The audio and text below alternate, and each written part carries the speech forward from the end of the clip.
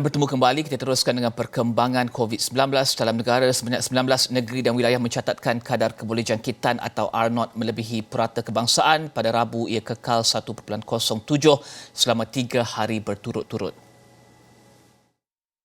Kelantan catat kadar tertinggi dengan 1.31 diikuti Terengganu, Perak, Pulau Pinang, Sabah dan Kedah. Seterusnya Johor, Kuala Lumpur, Sarawak, Pahang, Selangor, Putrajaya, Melaka dan Negeri Sembilan. Sementara itu, Perlis dan Labuan masing-masing merekodkan 11 dan 5 kes baru. Kadar kebolehjangkitan terendah yang pernah direkodkan tahun ini ialah 0.81 pada 3 Mac lalu. Manakala yang tertinggi dicatatkan ialah 1.21 pada 23 Mei. Nilai R0 merujuk kepada tahap kebolehjangkitan sesuatu virus iaitu berapa ramai individu yang boleh dijangkiti oleh satu kes positif.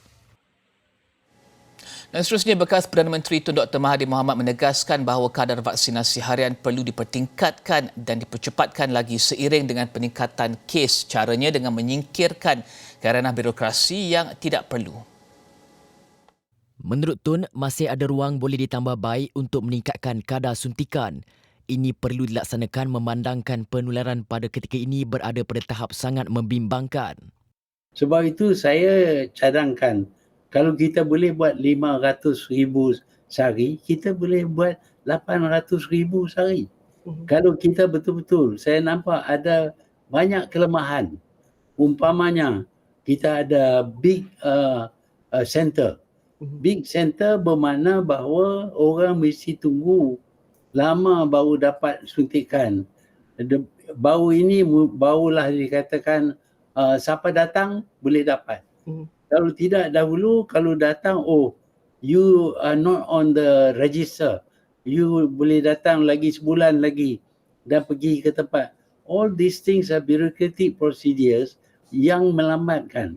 Sebaliknya, kalau kita datang ke mana-mana orang ke tempat yang ada suntikan dan kita cek, dia negatif, mesti bagi straight away, bagi dia suntikan.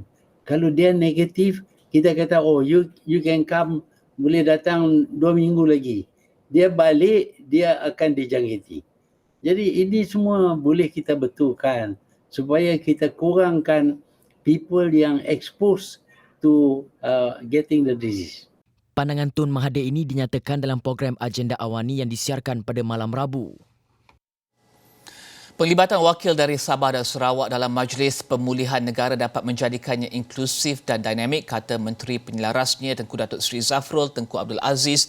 Mereka akan membawa pandangan dari sudut yang berbeza untuk melengkapi hasrat menyeluruh Pelan Pemulihan Negara. Jelas beliau, setiap negeri maupun sektor ada fokus masing-masing.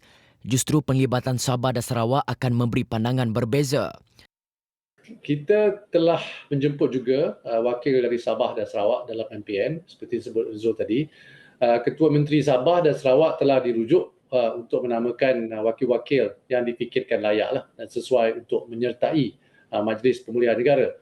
Gabungan dengan dan penglibatan wakil dari Sabah dan Sarawak ni penting kerana kita nak ambil kira pandangan daripada sudut yang pelbagai sudut yang berbeza dan lebih inklusif. Kita pun tahu setiap sektor-sektor dan negeri dan semuanya ada fokus masing-masing dan ada masalah masing-masing juga.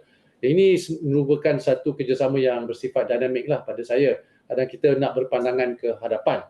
Setiap pandangan, terutamanya daripada Sabah dan Sarawak, akan memberikan sudut yang berbeza dan menyumbang kepada keputusan ni yang lebih menyeluruh demi negara, terutamanya untuk menjalani fasa norma baru kita.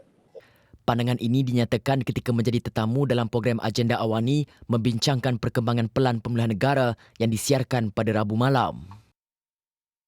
Dan Tengku Datuk Seri Zafrul Tengku Abdul Aziz turut memaklumkan yang kerajaan sudah mempertimbangkan pelaksanaan ujian saringan RTK terhadap guru dan murid apabila sekolah dibuka semula nanti.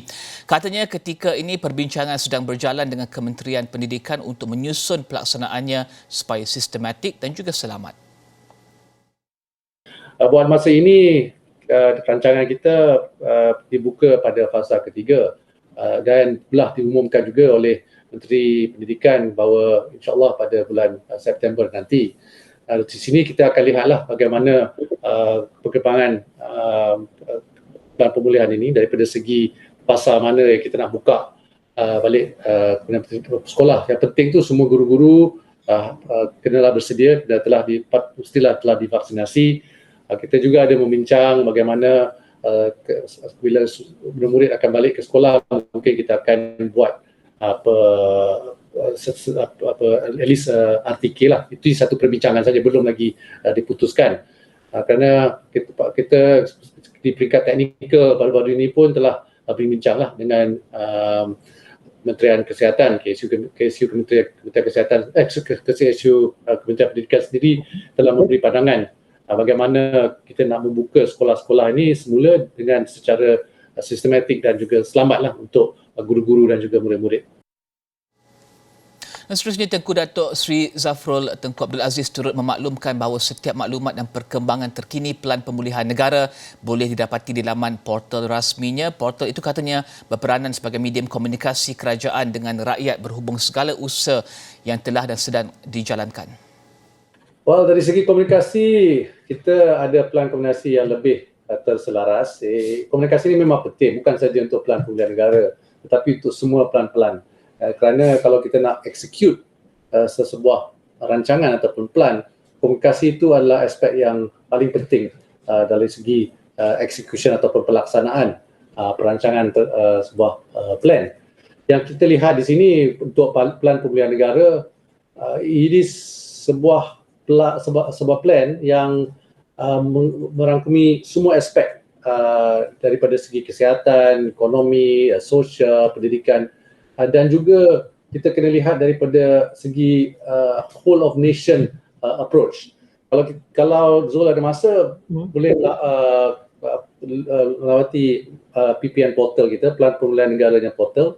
Di dalam sana, dalam portal Pelan Pemulihan Negara ini ada data yang telus dan juga terkini. Ini insyaAllah akan dapat memberi sedikit pencerahan kepada rakyat yang kadang-kadang nak tahu apa yang the latest lah mengenai isu-isu yang berkenaan kepada mereka, ya, isu-isu SOP lah contohnya, ya. Dan kita akan berehat sekali lagi kembali selepas ini.